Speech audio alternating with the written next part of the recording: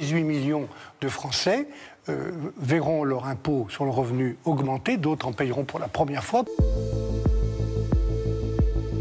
Michel Barnier fait la référence à la possible adoption d'une loi spéciale qui tiendrait lieu de budget étant donné la situation politique actuelle.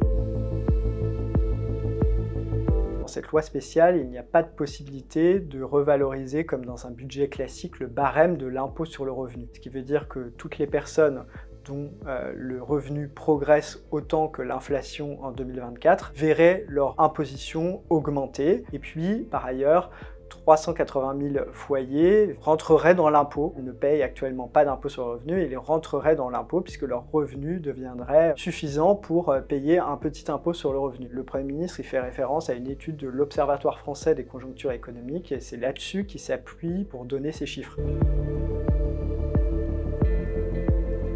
La question est de savoir si vraiment cette loi spéciale qui pourrait être adoptée durera toute l'année. Et si elle dure toute l'année, effectivement il y aura cette hausse d'impôt, mais ça posera un problème puisqu'on n'aura pas de vrai budget. Et donc dans ces cas-là, on sera dans une situation où il n'est même pas sûr qu'on puisse payer les fonctionnaires jusqu'à la toute fin de l'année. Donc a priori, il devra y avoir une nouvelle discussion sur un budget l'année prochaine. Et donc on peut décider l'année prochaine, dans le cadre de ce budget en bonne et due forme, de revaloriser les tranches de l'impôt sur le revenu. Et on a un peu de temps puisque vous savez que pour payer votre impôt sur le revenu de 2024, il faut d'abord évidemment déclarer les revenus de 2024, donc à peu près au printemps ou au début de l'été. Et puis après, il faut que l'administration fiscale actualise votre taux de prélèvement à la source en fonction des revenus de 2024. Et donc cette augmentation d'impôt n'est pas pour tout de suite si elle a lieu.